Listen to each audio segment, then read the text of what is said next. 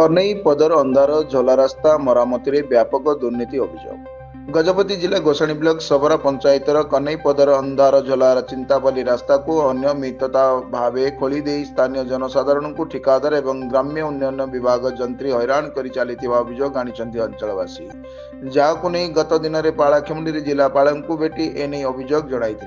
प्राप्त सूचना प्रकार यही 2 किलोमीटर चिंतापाली ठारू कन्नई पदर रास्ता निर्माण पर 2024-25 रे टेंडर होइतिला। तेबे यही काम रे व्यापक अनियमितता एवं दुर्नीति होइतिबा अभियोग सुनिबाकु मिलिछि। तत्कालीन निर्वाही जंत्री एसडीओ एवं कनिष्ठ जंत्री सलासुतरा करी मिथ्या बिल करी समस्त अर्थ चलू करी देइथिले बोली स्थानीय लोकंक ठारू सुनिबाकु मिलिछि। एथिरे रास्ता निर्माण सह 3 गोटी कलवर्ट निर्माण पई होम पाइप मध्य पका जाइतिला, किंतु काम न हेबारु लोक माने अभियोग करिवा परे विजिलेंस तदंत पई प्रस्ताव दिया जाइथिया बेले एही रास्ता खोली काम करा जाउछि। एही मामला अनुसार सबरा पंचायतर सिंहपुर ग्रामवासी माने कहिसंती जे गत फेब्रुआरी 27 तारिख रे जने व्यक्ति जेसीबी यंत्र आनी गाँ को संजोग करुवा ग्राम्य उन्नयन विभाग रास्ता को अनियमितता भाव खोली देइथिले। एने जेसीबी गाड़ी चालकों को पचारिबारु से कहिथिले जे मालिक कहिबारु से खोलिचंती, किए एही काम करुचंती ग्रामवासी को अगोचर रहिछि। रास्ता खोला जिबा जोगु उक्त रास्ता रे यातायात रे बाधा सृष्टि हेउतबा नै गारबंदा थाना रे लिखित अभियोग दाखल करिथिले ए पर्यंत किछि कार्यानुष्ठान होई नथिबा स्थानीय लोकंक ठारू सुनिबाकु मिलिछि। अन्यपटे कौनसी काम न करी बिल होइतिबा संदेह रे दुर्नीति निरोध विभाग को मध्य ग्रामवासी माने अवगत करथिले। परे अधिकारी माने आसी तदंत करी कार्य रे अनियमितता थिबा कथा ध्यान रे आनिथिले। हेले बाकी रहिला यार तदंत हेबो ना आपस बुझामणा रे दुर्नीति चापी दिया जीवो। सिंहपुर मोर ना नागु कौन है जे आपण जाइथिले कलेक्टर ऑफिस जाइथिले थाना जाइथिले कोन असुविधा कोन है हमर असुविधा कोन माने इटा 24-25 रे टेंडर आइतिला ए रास्ताटा हमरो कोने पद रास्ताटा इटा कोन माने पिचो पड़ीवार कथा 3टा काज होई पड़ीवार कथा इटा न पड़ी किरी गुटी काज होई पके देला पिचो न पके किरी से पैसा फाल्तु बिल कर किरी काई देलिनी।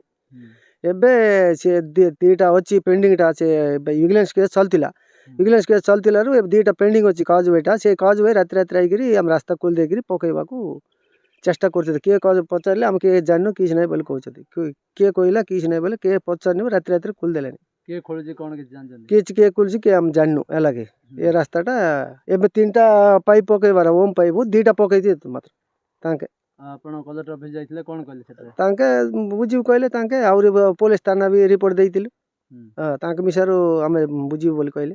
एबे कोन चाहौ छ तमे कोन न्याय चाहौ छ हमकु एटा न्याय रे पिच पड़ीबार कथा एबे 3टा पाइप सरकारी हिसाब रे पकेबार कथा एतिके हम न्याय चलछु त हमके के अछि एटा काम बंद कर दियो 2टा लेकी हम 3टा लेकी पके देउ त हमक पिच पड़ी जाउ त हम गां को रास्ता नै रास्ता कर पाइछि पूरा रास्ता किछ नै मेटलो बुड़ी जाइछि पिला पिला माने के जाई पारनति साइकिल रे जाई गले पड़ी जाउछि एतिकी हमरा नागराज सिंगपुरम विलेज మా ఊరికి గారబంద నుండి సింగపురంకి వెళ్ళే త్రోవలో 24th to 25th pitch road tender అయ్యి ఉంది, కానీ ఇంతవరకు అది పని ఆగిపోయింది. ప్లస్ ఇప్పుడు ఎవరో తెలియని వ్యక్తి వచ్చి 3 కల్వర్ట్లు చేయవలసింది 2 పైపులు వేసి పని చేస్తున్నారు. అది జేఈ రావట్లేదు, ఎస్టిమేట్ చూపించట్లేదు, ఏది చూపించట్లేదు. కాబట్టి అది వచ్చి జేఈ ఆ ప్రాబ్లం సాల్వ్ చేయకపోతే ఇక్కడ విలేజర్స్ ప్రాబ్లం అవుతుంది. నెక్స్ట్ ఫర్దర్గా యాక్షన్ తీసుకోవాల్సి వస్తుంది. सागर कोड आछ जक्तरायगढ़ एठी रास्ता खोलिया पे के कहला तुमको साहुकार कहला खोली थली हां कोड खोल जंदे 2 एठ जेटा खोललो केबे खोललो काम आरंभ कल काली एठी कंप्लेन है जे थाना रे एठी रास्ता खोलिया पे गालो मना कर जंदे कोन जान जगे जणा नै साहुकार खोल कहला खोली दे ओके।